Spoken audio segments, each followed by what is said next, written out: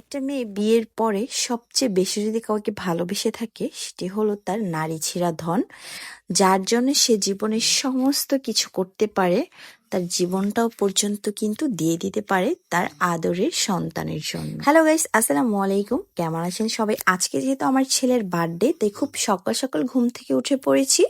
দুপুরের জন্য রান্নাবান্না করতেছি। তো আমার হাজবেন্ডের কাছে আমি রান্না করে দেন দিয়ে দিব আমার শ্বশুর শাশুড়ি তাদের জন্য। তো আমি দুপুরের জন্য আজকে রান্না করেছি আলু ভাজি, মাছ ভুনা আর ডাল, যেহেতু আমি রাতে রান্না করব। আর এই তো আমি চা বানিয়ে নিচ্ছি, তো সকালের নাস্তা করব।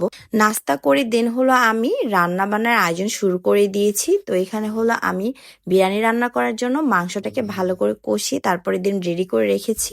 তো খাওয়া দাওয়া করে দেন আবারও চলে এসেছি রান্নাঘরে।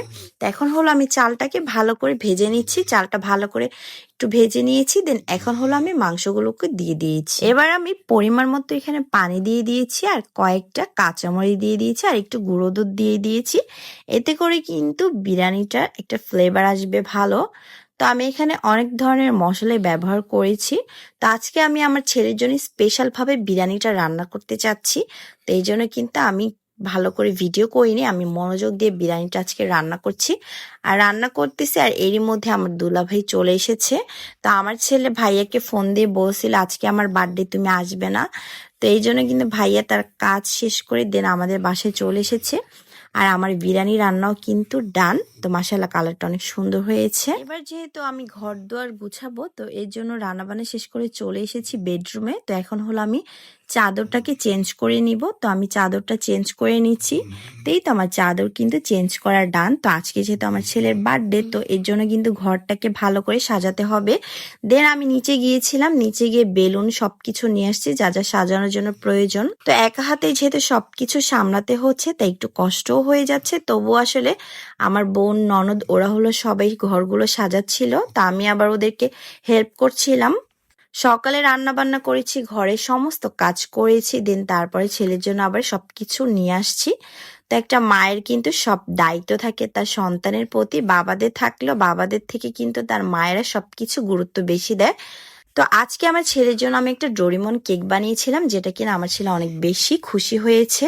তো তার বার্থডেতে যে তাকে আমি একটা সুন্দর কেক গিফট করতে পেরেছি, এটা আসলে সত্যি আমার জন্য অনেক আনন্দের বিষয়। আর আমি যেহেতু ফার্স্ট টাইম কেক বানানো শিখতেছি, আর আমি আমার ছেলেকে তার পছন্দের ডোরিমন কেকটা বানিয়ে দিয়েছি। তো আমি খুব টেনশনে ছিলাম আমি বানাতে পারবো কিনা। তো আলহামদুলিল্লাহ ফাইনালি আমি বানাতে পেরেছি, আর এর জন্য আমি অনেক বেশি খুশি। আমার খুব ইচ্ছে ছিল আমার ছেলের বার্থডেতে আমি কেক বানাবো। তো ফাইনালি আমি আজকে সেটা পূরণ করতে পেরেছি আলহামদুলিল্লাহ।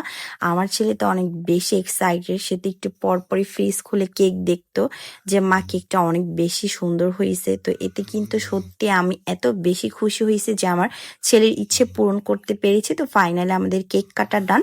তো এখন সবাইকে আমি একটু একটু করে কেক খাওয়াই দিচ্ছি। সারাদিন তো অনেক কাজ করেছি, তবুও ছেলের জন্য 10 মিনিটে কিন্তু টুকটাক রেডি হয়ে গিয়েছি। তো ফাইনালি কিন্তু আমাদের কেক কাটা শেষ। তো এখন হলো আমি যে ঘরটা সাজানো হয়েছে সেটা একটু ভিডিও করতে বলছিলাম আমার বোনকে।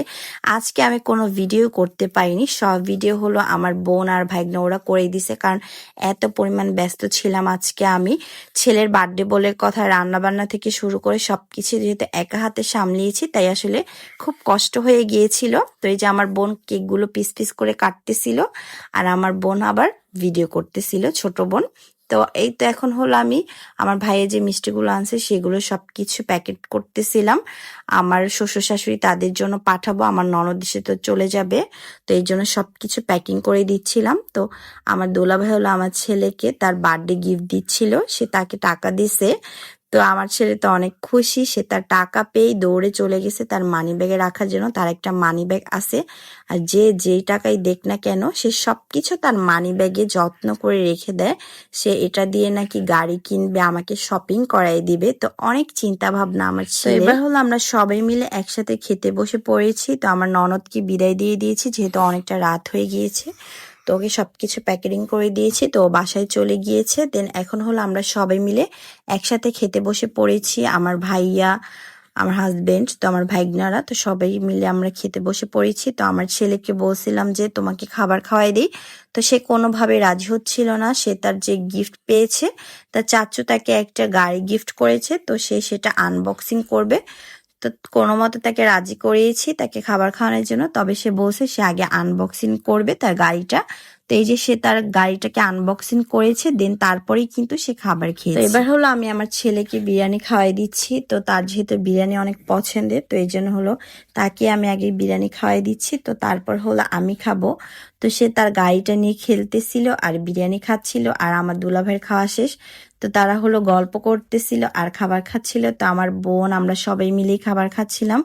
আর ওরাও যেহেতু চলে যাবে, তো এই জন্য সবাই মিলে একসাথে খাবার দাবার খাচ্ছিলাম। আমার যেহেতু শাড়ি পরা হয় নাই, তাই ভাবলাম আজকে আমি আসলে আমার ছেলের বার্থডে উপলক্ষে এই শাড়িটা পরে ফেলি। তো এই শাড়িটা হলো গিফটের শাড়ি ছিল আর একদম নতুন। তো আজকে আমি ফাইনালি শাড়িটা পরেছি আর শাড়ির কালারটা কিন্তু সত্যি অনেক ভালো লাগছে।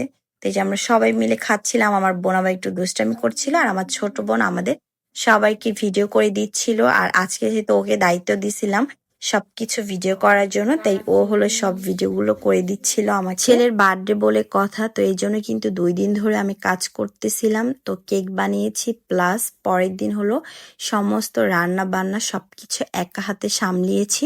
তো আলহামদুলিল্লাহ আমার কষ্ট সার্থক। তো হাজার কষ্ট হলো কিন্তু এটার জন্য অনেক বেশি ভালো লাগতেছিল যে আমার ছেলেকে আমি খুশি করতে পেরেছি। এটা একটা মায়ের জন্য কিন্তু সবচেয়ে আনন্দের বিষয়।